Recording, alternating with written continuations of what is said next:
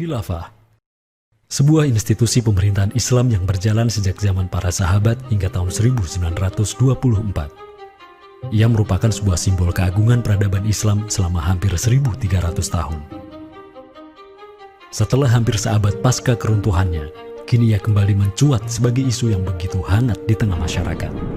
Belahan dunia timur dan barat membicarakannya, tak terkecuali di Indonesia.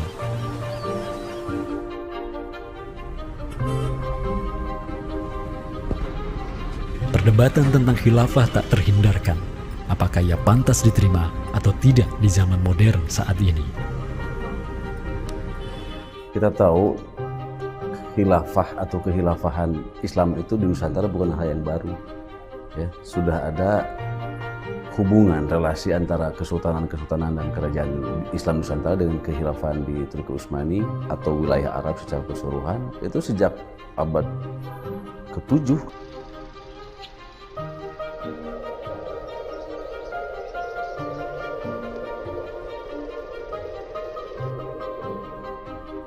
Sejarah khilafah yang panjang di pentas dunia telah memainkan debutnya di Nusantara. Islam yang diemban para punggawanya telah menjadikan Nusantara jaya dan menjadi sumber utama perlawanan terhadap para penjajah. Inilah kisah tentang Nusantara dan jalinannya dengan sang negara adidaya. Inilah kisah tentang khilafah yang menjadikan rakyat Nusantara sebagai satu umat dengan Muslim sedunia. Inilah kisah tentang jejak khilafah di Nusantara.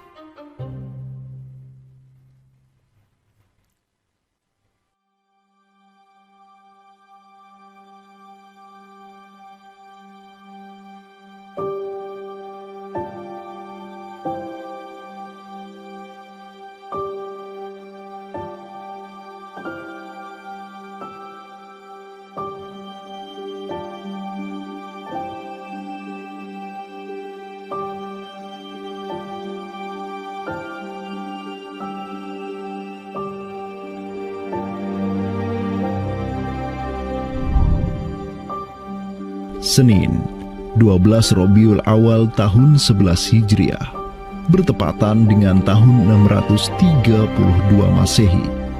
Seluruh langit dunia dirundung mendung. Semua orang di Madinah menundukkan wajahnya, kosong pandangan seraya bercucuran air mata. Di pagi itu, kabar duka menyeruak ke seluruh negeri. Rasulullah Sallallahu Alaihi Wasallam wafat. Pada saat Rasulullah SAW wafat, Abu Bakar itu berkhutbah.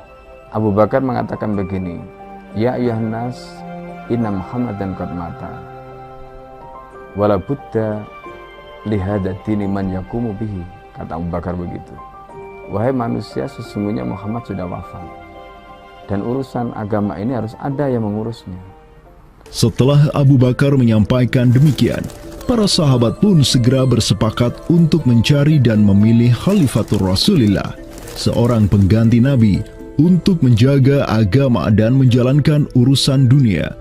Mereka bahkan lebih menyegerakan urusan ini ketimbang menyegerakan pemakaman jasad Rasulullah SAW yang mulia, menandakan bahwa urusan kepemimpinan untuk kaum muslimin pasca wafatnya Nabi merupakan perkara yang amat mendesak. Karena itu Sayyidina Umar juga mengatakan, La islama illa bil jamaah, wala jama'atan illa bil imarah, wala imaratan illa bil ta'ah. Umar juga memahami sebagaimana yang dipahami oleh Abu Bakar. Islam ini tidak akan kuat kecuali dengan adanya jamaah, dengan adanya persatuan.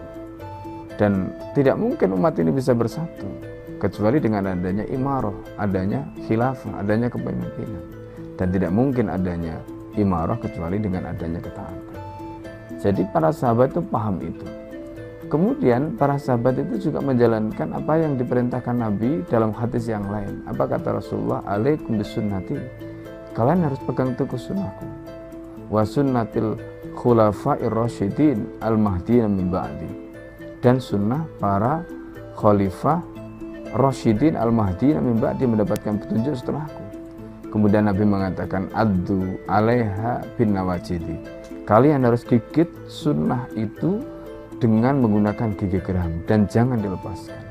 sunnah yang ditinggalkan oleh para khulafaur rasyidin itu apa? Pertanyaannya begitu. Jawabannya tidak lain adalah khilafah itu, sistem khilafah itu. Maka di Saqifah Bani Sa'idah bersepakatlah kaum muslimin untuk memilih Abu Bakar sebagai khalifah pertama untuk mengatur negara mereka yang disebut sebagai khilafah Islamiyah. Negara khilafah di bawah kepemimpinan Abu Bakar dan khalifah-khalifah setelahnya, Umar bin Khattab, Utsman bin Affan, dan Ali bin Abi Thalib cepat sekali berkembang. Mereka memperluas wilayah khilafah hingga mendobrak dua negara adidaya saat itu, Kekaisaran Persia dan Imperium Romawi. Semua aktivitas ekspansi tersebut merupakan realisasi kebijakan politik luar negeri khilafah Islamiyah, dakwah, dan jihad.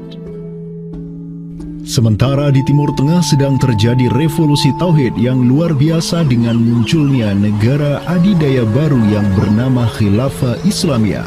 Jauh di sebelah timur, terbentang sehamparan kepulauan yang teramat luas wilayahnya. Masing-masing pulau ini begitu hijau hutannya, mata air mengalir dengan begitu derasnya, disertai kekayaan alam yang melimpah ruah jumlahnya, baik di bawah maupun di atas tanah, baik sebelum maupun selepas pantai.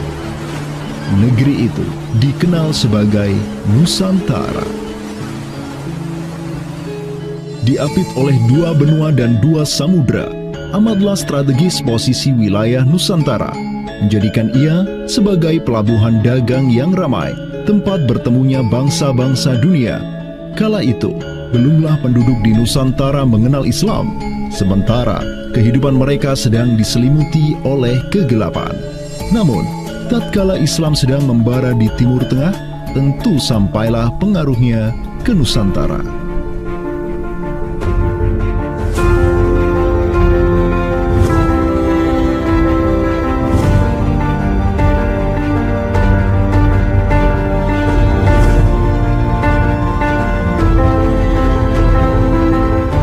Saya ingin mengutip apa yang pernah dinyatakan oleh Buya Hamka ya di dalam buku beliau dari Perbendaharaan Lama, termasuk juga buku beliau yang judulnya Sejarah Umat Islam, yang beliau menyatakan bahwa sesungguhnya teori yang kita tahu bahwa Islam masuk ke Nusantara itu berasal dari Gujarat pada abad ke-12 sampai 15 Masehi, itu sebetulnya tidaklah tepat sepenuhnya. Karena apa? Karena Buya Hamka memiliki pandangan ataupun penjelasan terkait dengan kapan sesungguhnya Islam masuk ke Nusantara, ke Indonesia. Beliau menyatakan bahwa Islam masuk ke Nusantara itu jauh sebelum teori Gujarat.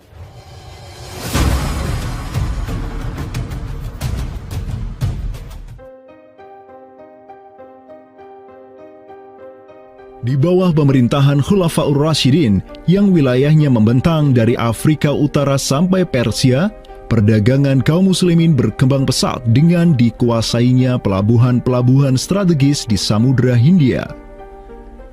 Hubungan diplomatik dan komersial pun terjalin dengan sejumlah kerajaan dari India sampai Cina. Sui Tangshu, sebuah kronik kuno dari dinasti Tang di Cina mencatat, telah datang serombongan utusan khilafah ke hadapan penguasa Cina di tahun 651 Masehi, di mana tahun tersebut merupakan masa Khalifah Utsman bin Affan. Hubungan khilafah dengan dunia timur terus berlanjut sampai di mana khilafah beralih ke pemimpinannya di bawah otoritas Bani Umayyah.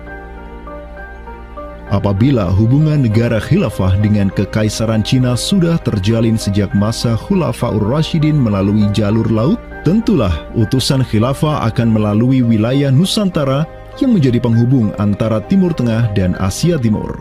Dan di ujung paling barat wilayah Nusantara, terdapat pulau besar yang kala itu dikenal oleh bangsa Arab sebagai Sribuza, pelafalan mereka untuk menyebut kerajaan Sriwijaya. Pelabuhan-pelabuhan di kerajaan Sriwijaya senantiasa menjadi titik transit setiap kapal yang hendak melanjutkan perjalanannya. Tentu, penguasa Sriwijaya akan menyadari keberadaan pelayar-pelayar muslim yang singgah di wilayah kekuasaannya.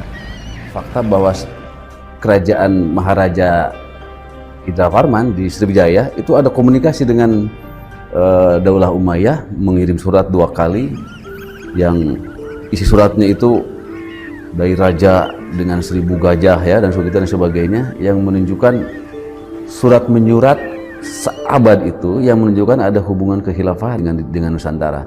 Dan secara historis ya sangat logis ketika itu superpower dunia adalah khilafah. Surat yang dikirim oleh Maharaja Sri Indrawarman dari Sriwijaya tersebut dialamatkan ke Damaskus, ibu kota Khilafah Umayyah yang saat itu dipimpin oleh Khalifah Umar bin Abdul Aziz.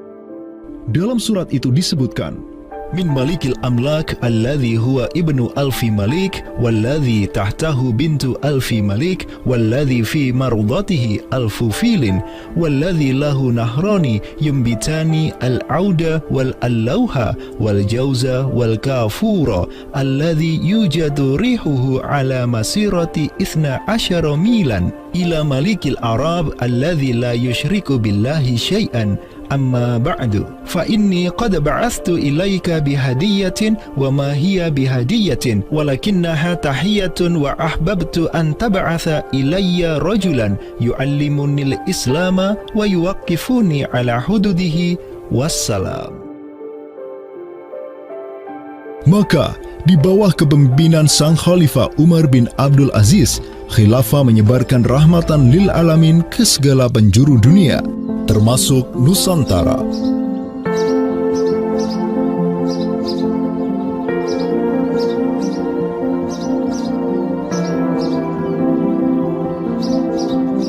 Seperti sekarang Amerika atau Eropa kan ada hubungan dengan semua negara karena dominasi politik, ekonomi mereka, budayaan dan sebagainya. Saat itu penguasa dunia atau superpower adalah dunia Islam, institusi politiknya khilafah, maka sangat logis kalau ada relasi dengan berbagai semua negara.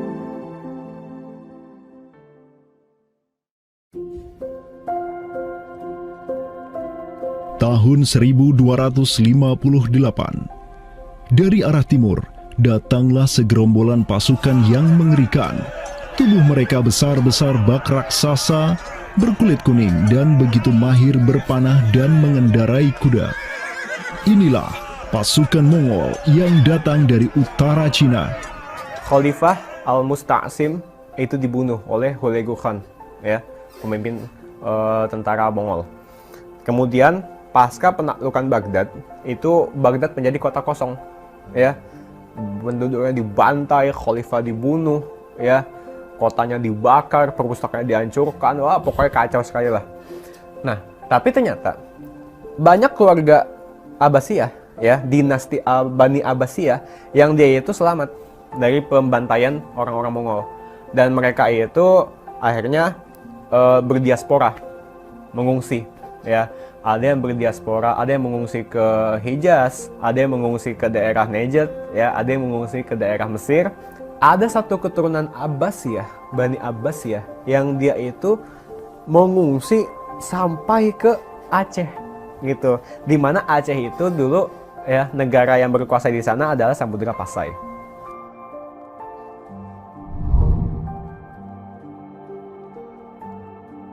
Terdapat 3 orang Bani Abbasiyah yang diketahui dimakamkan di Aceh, yakni yang pertama Sodrul Akabir Abdullah bin Muhammad Al-Abbasi, keturunan Khalifah Al-Mustaunsir Billah. Kedua, istrinya Siti Rahiman binti Malikul Mu'azzam, dan ketiga, anaknya Sodrul Akabir Yusuf bin Abdullah Al-Abbasi. Mereka bertiga dimakamkan di kompleks yang sama.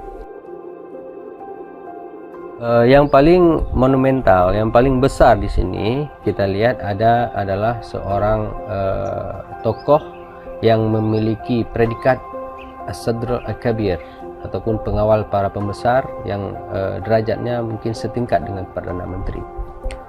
Beliau bernama Abdullah bin Muhammad bin Abdul Qadir bin Abdul Aziz bin Al-Mansur Abi Ja'far Al-Abbasi, yang mana genetika beliau yang daripada Al-Mansur ini sendiri yang merupakan kakek buyut daripada Abdullah ini adalah seorang khalifah dari Bani Abbasiyah. Bani Abbas ini yang terkubur di Aceh, ya, Lok Sumawe ini, ayahnya ini, ya, Muhammad bin Abdul Qadir, ternyata dia itu dicatat oleh Ibnu Battutah, ya, dicatat oleh Ibnu Battutah dalam rihlahnya kitab Tuhfatun Nazar, ya. Nah, dia itu ayahnya Abdullah bin Muhammad Sodrul Akabir yang di Pasai itu menjadi gubernur, ya, menjadi gubernur di mana? Di daerah India, gitu, dicatat oleh Ibnu Battutah, gitu, ya. Dan Ibnu Battutah mencatat sultan-sultan di India itu begitu hormat, ya, begitu taat, dan mereka itu memuliakan keturunan Khalifah Abbasiyah ini, ya, keturunan Khalifah Al-Mustansir billah, begitu. Nah, ini mengindikasikan bahwasanya apa? Sultan-sultan India itu begitu memuliakan, dan mereka itu dalam satu riwayat lain juga membaiat Khalifah Abbasiyah yang ada di Mesir. Sementara sultan-sultan di India, ya, Kesultanan Islam di India itu punya hubungan erat dengan Samudra Pasai, begitu. Nah, di sini kita bisa menduga kuat bahwasanya Samudra Pasai itu juga berbaiat kepada Khalifah Abbasiyah. Samudra Pasai pada masa itu berbaiat kepada dinasti sebelum Utsmaniyah berkuasa, yaitu kita menduga dan meyakini hal tersebut sesuai fakta-fakta yang kita temukan di lapangan bahwa Madinatul Sumatera ataupun Jaziratul Jawi, Samudra Pasai itu berbaiat langsung kepada dinasti Abbasiyah. Sultan Zainal Abidin bin Ahmad bin Malikus Zahir bin Malikus Saleh, penguasa Pasai di masa Sodrul Akabir Abdullah Al-Abbasi hidup, menyatakan baiatnya kepada Khalifah Al-Mutawakkil 'ala Allah di Kairo di awal abad ke-15. Begitu pula sebelumnya, Sultan Muhammad bin Tughluk di Delhi diikuti oleh Sultan Jalaluddin Muhammad dari dinasti Raja Ganesh di Bengali dan penguasa dari dinasti Utsmaniyah di Turki, Sultan Bayazid pertama. Seluruh sultan di dunia Islam menyatakan baiatnya kepada Khilafah Abbasiyah semenjak gelombang badai Mongol berhasil dihentikan oleh pahlawan-pahlawan Mamluk. Pusat Khilafah Abbasiyah kini berpindah ke Kairo, Mesir, dan menjadi magnet kaum muslimin global. Dari pusat khilafah inilah dakwah Islam mulai bangkit kembali dan menggencarkan aktivitasnya dengan mengirim berbagai juru dakwah ke seluruh penjuru alam. Dengan Samudra Pasai yang mendaulatkan dirinya sebagai Darul Islam yang berbaiat kepada khalifah, Samudra Pasai mengemban tugas untuk mengubah seluruh Asia Tenggara dari Darul Kufri menjadi Darul Islam. Sultan Zainal Abidin Ra Ubabdar dibantu oleh putra Sodrul Akabir Abdullah bin Muhammad Al-Abbasi, yakni Yusuf bin Abdullah, yang di pucuk pusaranya tertera nama kakeknya Khalifah Al-Mustansir billah, banyak menaklukkan wilayah-wilayah yang belum Islam di Sumatera dan Semenanjung Malaya. Seperti Ra Ubabdar. Ra Ubabdar itu berasal dari dua kata, Ra dan Ubabdar, yang mana artinya adalah penguasa gelombang. Ini adalah sebuah predikat yang sangat luas sebenarnya maknanya, sesuai dengan masa yang ditorehkan pada waktu tersebut, bahwa Sultan Zainal Abidin Ra Ubabdar bin Ahmad bin Muhammad bin Al-Malik Al-Salih ini adalah salah satu masa kegemilangan Samudra Pasai, yang mana kita ketahui setelah masa tersebut yang memimpin Kesultanan Sumatera adalah anak keturunan daripada beliau ini, yang jumlahnya sampai 11 orang sultan. Bergerak dan terus bergerak itu meluaskan dakwah Islamnya sampai ke pulau-pulau. Itu masa Zainal Abidin Ra Ubabdar, terutama penakluk gelombang yang dijuluki beliau itu melebarkan sayap itu sampai ke seluruh Asia Tenggara. Digelarilah Sultan Zainal Abidin Pasai dengan sebutan Ra Ubabdar, bahasa Persia untuk gelar sang penakluk gelombang, karena dengan arungan pasukannya yang luar biasa di atas gelombang laut Nusantara, ia membuka banyak sekali wilayah, seperti Malaka misalnya, di mana di sanalah Sultan Zainal Abidin Ra Ubabdar menempatkan putranya Sultan Mansur sebagai penguasa Darul Islam Malaka. Kesultanan Samudra Pasai banyak pula mengirimkan juru dakwahnya untuk meminta penguasa-penguasa Nusantara lain agar menerima Islam. Salah satu juru dakwah tersebut dikirim ke Jawa Timur, pusat pemerintahan rezim yang mendominasi wilayah Nusantara saat itu, Kerajaan Majapahit.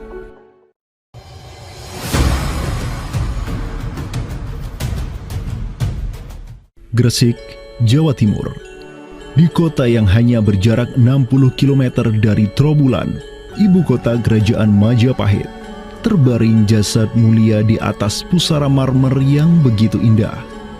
Inilah kubur seseorang yang menginisiasi tegaknya Islam di tanah Jawa, Maulana Malik Ibrahim, yang kemudian dikenal sebagai Sunan Gresik.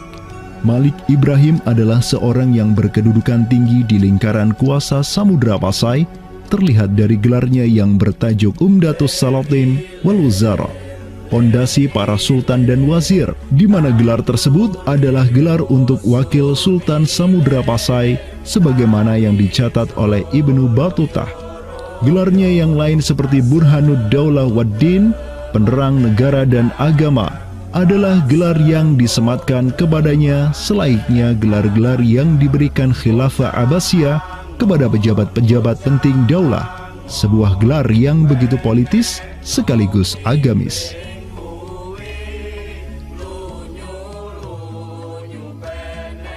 Maulana Malik Ibrahim dikirim oleh Pasai untuk mendakwahkan Islam kepada rakyat dan para penguasa Majapahit. Banyak orang-orang dari kesultanan ini, Kesultanan Samudra Pasai, yang itu berbaiat langsung ke khalifah, itu mengirim orang-orang atau orang-orang Pasai itu banyak bermigrasi ke daerah-daerah lain di Nusantara. Misalkan ya, kalau kita perhatikan makam tertua ya, salah satu makam tertua di Jawa yang sekarang terletak di Gresik, siapa orangnya ya? Pemilik makam ini itu adalah Maulana Malik Ibrahim. Maulana Malik Ibrahim ya, kalau kita perhatikan makamnya yang di Gresik itu sama persis gayanya dengan apa? Dengan makam-makam yang ada di Pasai, begitu. Nah, ini merupakan bukti bahwasanya Sunan Gresik itu pernah ada di Pasai ya, dan dia itu ya tahu sendirilah ya, bahwasanya Maulana Malik Ibrahim yang kemudian dikenal juga sebagai Sunan Gresik itu merupakan salah satu dari Wali Songo. Bersama kakek, paman, keponakan, cucu cicit dan murid-murid pilihannya yang kemudian disebut Wali Songo, Maulana Malik Ibrahim berdakwah di Jawa dan menyebarkan Islam di kalangan penduduknya. Mereka mendapat sokongan penuh dari negara yang berkuasa di Samudra Pasai, kesultanan yang berbaiat kepada Khilafah Abbasiyah.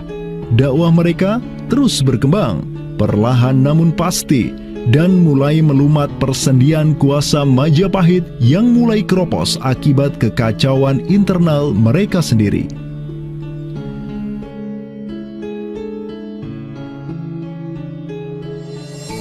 Para Wali Songo juga dihormati karena sebagian besar dari mereka menyandang status sebagai keturunan Nabi melalui jalur Husain bin Abi Thalib yang terus turun-temurun kepada Muhammad Sahib Marbal, turun lagi ke Alawi sampai ke Imam Jamaluddin Al-Husaini yang dikenal juga sebagai Syekh Maulana Jumadil Kubra, yang dari dialah para Wali Songo lahir sebagai anak-anaknya.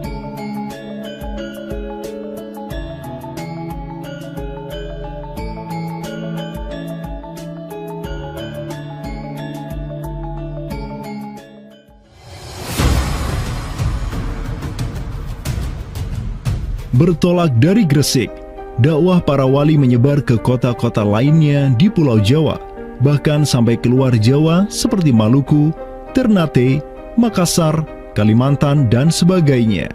Selain kalangan rakyat, banyak pula pejabat-pejabat Majapahit yang tercerahkan dengan Islam dan sukarela mengucap syahadatain, seperti para adipati Majapahit di Palembang, Cirebon, Semarang, Pekalongan, Jipang, sampai Mataram.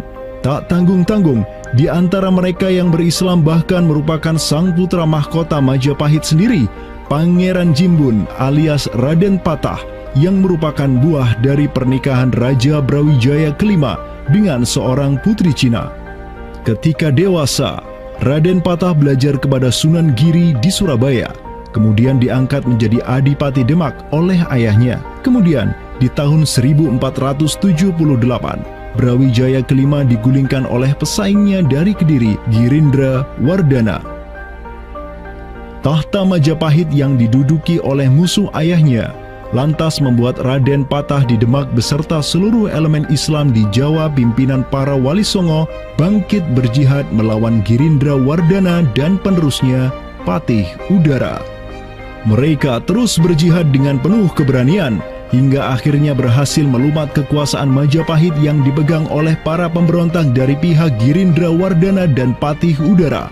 Kaum muslimin pun meraih kemenangan hingga akhirnya mereka berhasil memproklamirkan berdirinya sebuah daulah Islam pertama di tanah Jawa, Kesultanan Demak, pada tahun 1482. Digelari Raden Patah sebagai Senopati Jimbun Ningrat Ngabdurrahman Panembahan Palembang Saidin Panatogomo, atau dengan gelarnya dalam bahasa Arab Sultan Syah Alam Akbar Al-Fatah. Dialah sultan yang telah memfutuhat Jawa menjadi Darul Islam. Dengan berdirinya Demak sebagai daulah Islam pertama yang berdaulat di tanah Jawa, bertambahlah kuat bargaining politik Islam di kawasan Nusantara bersama-sama dengan Kesultanan Samudra Pasai di Sumatera, Kesultanan Malaka di Semenanjung Malaya, Kesultanan Brunei di Borneo, Kesultanan Sulu di Filipina, begitu pula Sultan pertama di Ternate, Sultan Zainal Abidin, yang pernah menimba ilmu ke Jawa di bawah bimbingan Sunan Giri. Dalam rentang abad yang bersamaan, kemenangan daulah Islam di kawasan Nusantara juga diiringi dengan penaklukan Konstantinopel, ibu kota Romawi Timur, oleh salah seorang sultan dari Bani Uthmaniyah, Muhammad Al-Fatih. Penaklukan Konstantinopel sekaligus menandakan tamatnya riwayat Imperium Romawi Timur untuk selama-lamanya. Penaklukan Konstantinopel pada tahun 1453 oleh Muhammad Al-Fatih, sang Sultanur Rum, merupakan realisasi dari janji yang telah terucap ratusan tahun sebelumnya oleh lisan mulia sang Sayyidul Mustafa, Rasulullah Muhammad Sallallahu Alaihi Wasallam.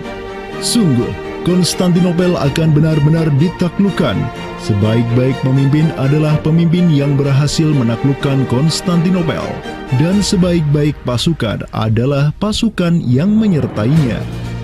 Dengan dikdayanya kuasa Islam di tanah Rum, menjadikan para penguasa Uthmaniyah mempunyai citra istimewa di kalangan rakyat Nusantara.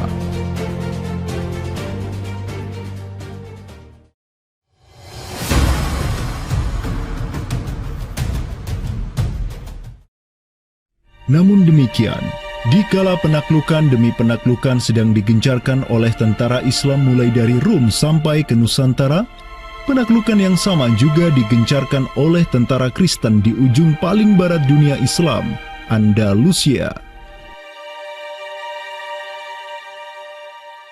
Berbeda dengan penaklukan yang kaum muslimin lakukan, di mana penduduk asli suatu tempat diberi toleransi yang luar biasa atas agama dan properti mereka, tentara Kristen Portugis dan Spanyol menaklukkan wilayah Islam di Andalusia yang saat itu sudah terpecah menjadi Reyes de Taifas atau Mulukhut Tawaif atau kerajaan-kerajaan yang saling tercerai-berai. 1492, kekuasaan Islam terakhir di Andalusia, Granada, berhasil ditaklukkan oleh suami istri yang menjadi penguasa Spanyol, Fernando de Aragorn dan Isabella de Castilla. Penaklukan kembali wilayah Andalusia menjadi negara Kristen yang mereka sebut Reconquista telah menyebabkan populasi kaum muslimin di sana tersapu bersih, entah karena diusir, dimurtadkan, atau dibunuh. Selain Reconquista, kaum Kristen Spanyol dan Portugis juga mempunyai motif ekonomi untuk menjadikan diri mereka kaya, yakni dengan mencari jalur rempah di Samudra Hindia yang saat itu merupakan potensi sumber daya alam yang luar biasa. Program mereka untuk mencari rempah di Samudra Hindia mereka sebut sebagai Estado da India. Kita sering dengar dengan istilah 3G gitu kan. Glory, Gospel, dan Gold gitu kan. Jadi ya mereka ingin ekspansi, mereka ingin menyebarkan misi agama mereka, dan mereka juga ingin mencari gold. Goldnya sini adalah justru adalah rempah gitu kan. Begitulah betapa berharganya rempah pada saat itu, sampai 1 gram pala dihargai dengan 2 gram emas gitu kan. Paus Alexander ke-6, pemimpin kaum Kristen saat itu, begitu mendukung hasrat Portugis dan Spanyol untuk menjelajah dunia dan menyebarkan Kristen.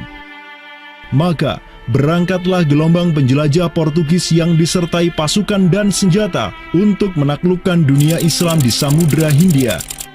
Di bawah pimpinan Alfonso de Albuquerque, armada Portugis berhasil menaklukkan Goa di India pada tahun 1510. Dan setahun kemudian, berhasil sampai ke Malaka, merebut pelabuhan strategis itu dari Sultan Mahmud Syah yang memerintah tempat tersebut. Dengan bercokolnya Portugis di Nusantara, dimulailah babak baru sejarah Islam di kawasan ini.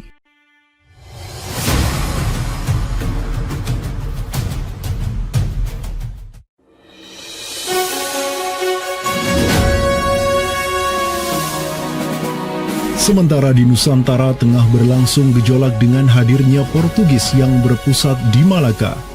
Cucu dari Sultan Muhammad Al-Fatih dari Bani Uthmaniyah, yakni Sultan Selim pertama, berhasil meluaskan pengaruh dan kekuasaannya di dunia Arab. Pada tahun 1517, beliau berhasil merebut Suriah, Mesir, dan Hijaz dari kepenguasaan kaum Mamluk.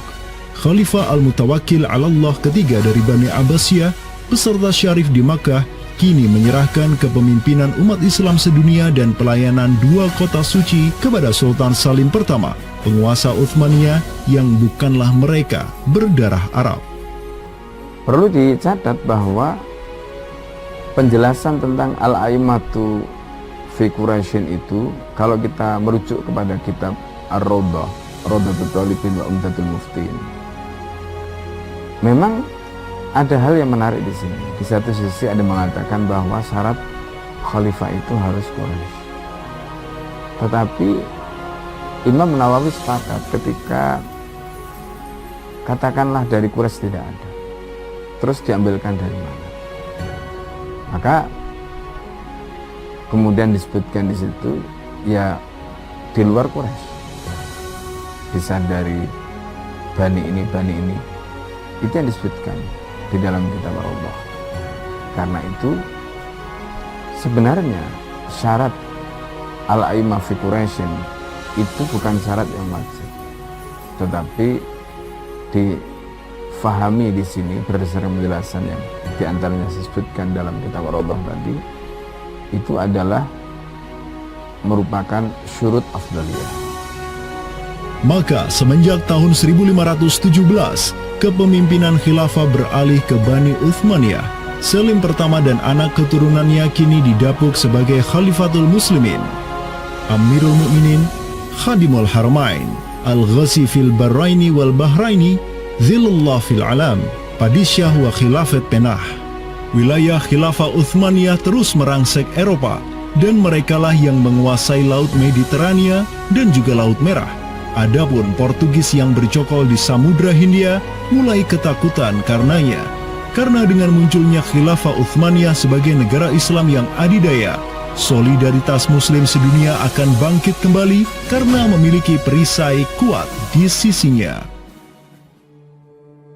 Ini erat kaitannya dengan hubungan dengan negeri kita, karena keimanan yang kemudian merekatkan ya dengan semangat akidah Islamiyah, semangat ukhuwah Islamiyah, menjadikan umat muslim yang ada di Timur Tengah dengan umat muslim yang ada di Nusantara Indonesia itu terjalin hubungan yang sangat erat. Karena kita tahu bahwa ada ayat Allah Subhanahu wa Ta'ala yang menyatakan innamal mu'minuna ikhwah. Sesungguhnya orang-orang beriman itu adalah saudara. Ketika ada saudara mukmin yang terzalimi, maka saudara mukmin yang lain itu punya kewajiban untuk membela.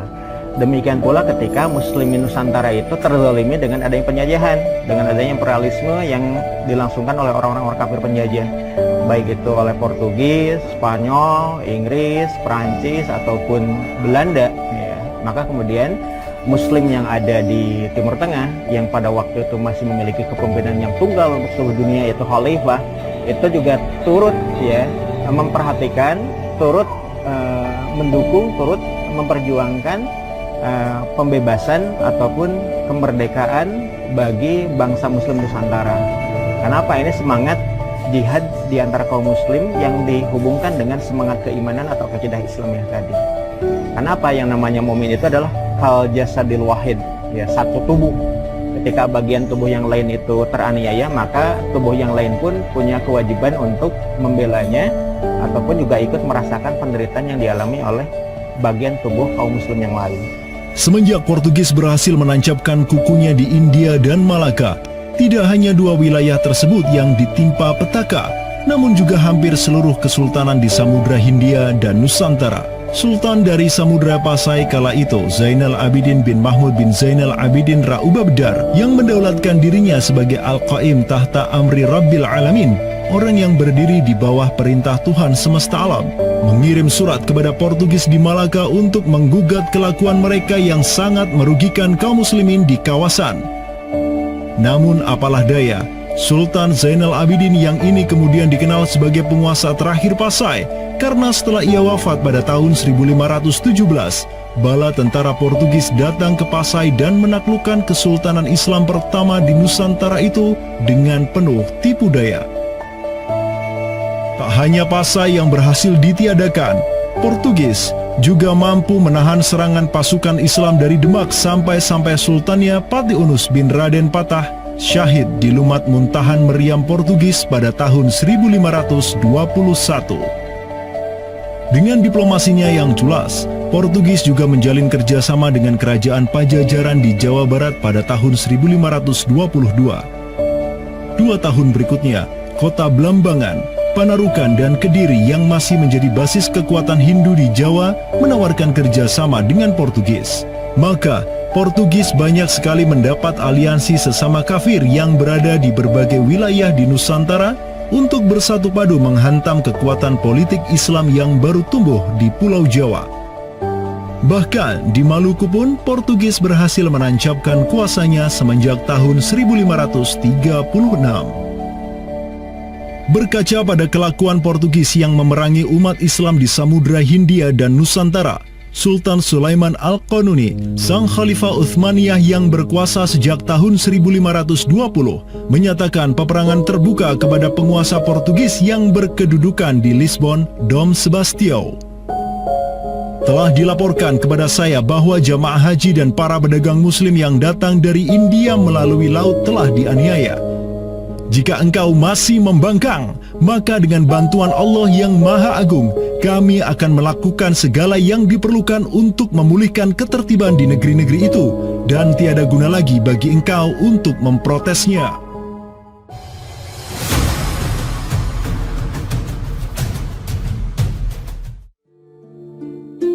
Penjaga kedaulatan Islam di Sumatera yang harum selama ratusan tahun, Samudra Pasai, kini sudah sirna di bawah kungkungan Portugis. Namun, harapan kemenangan itu masih ada. Karena tak lama setelah itu muncul kekuatan baru yang terbit di ujung utara Sumatera, Kesultanan Aceh. Kita mengetahui bahwa Sultan Aceh yang pertama adalah Sultan Ali Mughayat Shah. Ya, beliau wafat tahun 1530. Dan ini merupakan masa yang bersamaan dengan Sultan Sulaiman Al-Qanuni dari Khilafah Utsmaniyah.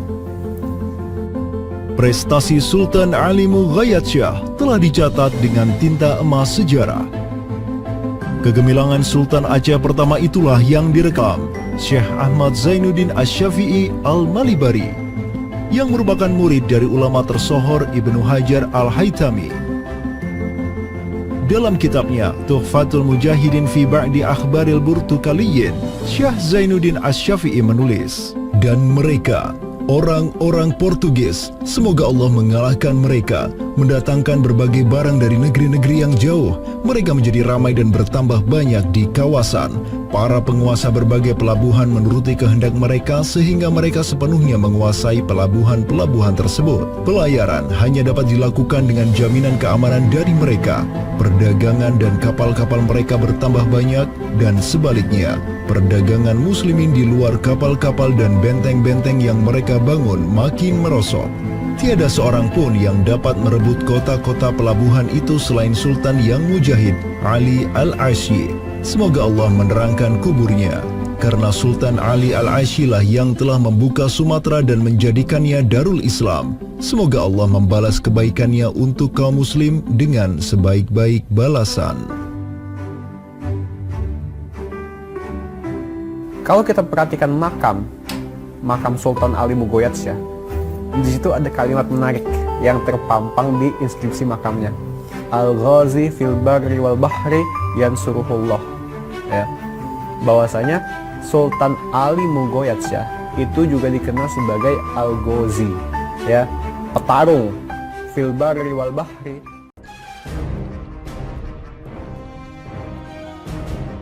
Selama masa Sultan Alauddin Riayat Shah Al-Qahar, Aceh melancarkan serangan besar-besaran ke Malaka demi menghancurkan Portugis. Serangan-serangan itu dilaksanakan pada tahun 1537, 1564, dan 1568. Pada serangan yang ketiga di tahun 1568, armada raksasa berkekuatan 15.000 Ghazi Aceh, 400 Janissaris dari Khilafah Uthmaniyah, dan 200 meriam monster karya para ahli senjata Uthmaniyah berangkat ke Malaka yang dikomando langsung oleh Sultan Alauddin Riayat Shah Al-Qahar.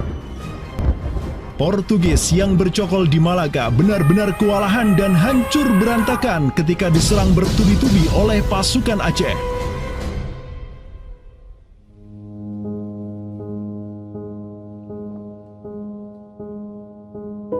Walau demikian, Portugis berhasil bertahan karena dibantu oleh sekutu-sekutunya dari Johor dan Kedah. Banyak korban yang berjatuhan baik dari pihak Aceh maupun pihak Portugis. Begitu pula ada beberapa Janissaris Uthmaniyah yang turut gugur dalam jihadnya di kawasan Nusantara ini. Ada satu daerah di kawasan Bandar Aceh ini, Bandar Aceh Darussalam itu Kampung Bitai. Itu tempat para tentara-tentara Turki syahid, kemudian dimakamkan di Bitai.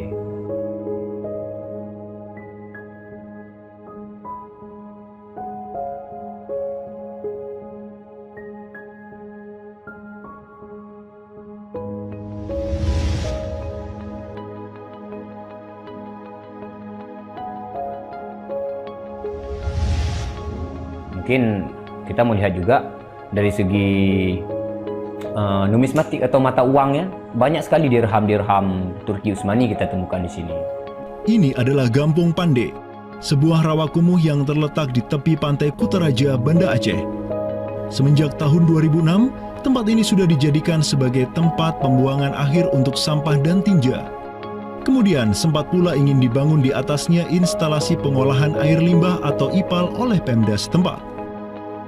Namun siapa sangka, di tempat yang nasibnya begitu menyedihkan hari ini, di tahun 2013 lalu, telah ditemukan tidak kurang dari 6.000 keping dinar dan dirham yang dicetak oleh Khilafah Utsmaniyah dan Kesultanan Aceh. Dari Sultan Sulaiman Al-Kanuni kita temukan di sini. Kemudian Sultan Murad juga kita temukan di sini. Gampung Pande yang merupakan salah satu kawasan Islam tertua di Aceh, di mana di sanalah terdapat ribuan makam tokoh-tokoh penting Islam yang datang dari seluruh penjuru negeri. Dan beginilah nasibnya sekarang, terhinakan oleh orang-orang yang melupakan sejarah besarnya, tak tersentuh oleh peradaban modern yang durhaka kepada sejarah Islamnya. Walau demikian, kenangan tentang mereka takkan pernah hilang dan akan terus teringat oleh anak cucu kita. Mereka akan terus mengingat bahwa orang tua kita dahulu, para penguasa kita yang soleh dulu, pernah menyatakan baiatnya kepada Amirul Mukminin, khalifahnya umat Rasulullah Sallallahu Alaihi Wasallam. Inilah kubur orang yang dirahmati lagi diampuni. Dialah Al-Ghazi, sang petarung di jalan Tuhan semesta alam, penentang kaum kafir dan musyrikin, pecinta kaum fakir dan miskin, Sultan Alauddin Riayat Shah, naungan Allah di muka bumi, putra Sultan Ali Mughayat Shah. Semoga Allah menyiramkan rahmat ke atas pusaranya dan menjadikan surga tempat kediamannya.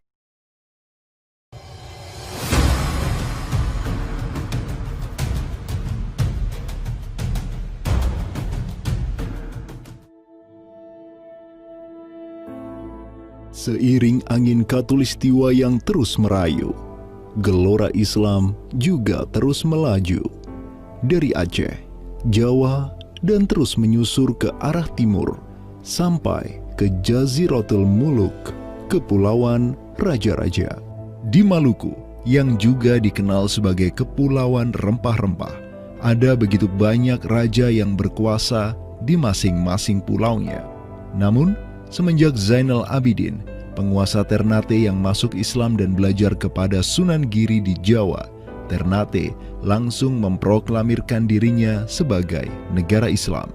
Langkah politis Sultan Ternate ini pun secara cepat diikuti oleh penguasa-penguasa lain di Maluku, sehingga negeri dengan ratusan pulau ini menjadi sebuah darul Islam. Tatkala Portugis menaklukkan Malaka, sang jenderal Portugis Alfonso de Albuquerque mengirim 3 kapal di bawah pimpinan Francisco de Serol. Mereka berhasil mencapai Maluku, kemudian berbasis di Pulau Ambon, Banda, dan Seram.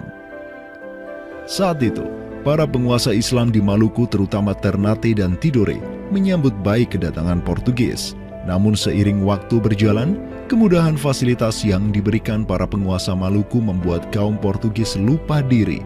Mereka secara masif memonopoli perdagangan rempah dan memurtadkan kaum muslim. Tatkala salah seorang penguasa Ternate, Sultan Hairun Jamil, mulai menggugat kelakuan lalim Portugis, Sultan Hairun pun dibunuh secara keji oleh gubernur Portugis di Maluku, Diego Lopes de Mesquita, pada Februari 1570. Pasca tragedi tersebut, tahta Kesultanan Ternate dipimpin Sultan Babullah Datuk Shah bin Hairun, seorang sultan yang segera menjadi ancaman mematikan bagi kedudukan Portugis di Maluku. Dengan pasukan laut raksasanya, Sultan Babullah menyerbu setiap benteng Portugis yang ada di Maluku. Segala kapal dan bala bantuan yang hendak dikirim untuk Portugis dari Goa dan Malaka diblokade oleh pasukan Babullah. Persenjataan kaum muslim Maluku pun cukup membuat Portugis gemetaran. Karena selain menggunakan panah, tombak, dan pedang, Sultan Babullah juga menggunakan meriam monster hasil buah tangan Janissaris Utsmaniyah. Sultan Babullah itu mempekerjakan sekitar 20 ahli militer dari Khilafah Utsmaniyah. Gitu. Nah, orang-orang Utsmaniyah ini ahli militer dan mereka itu ahli juga persenjataan. Pasukan-pasukan persenjataan itu diproduksi oleh orang-orang Utsmani ini dan mereka itu mengajarkan kepada orang-orang Maluku, pasukan Sultan Babullah, untuk membuat senjata.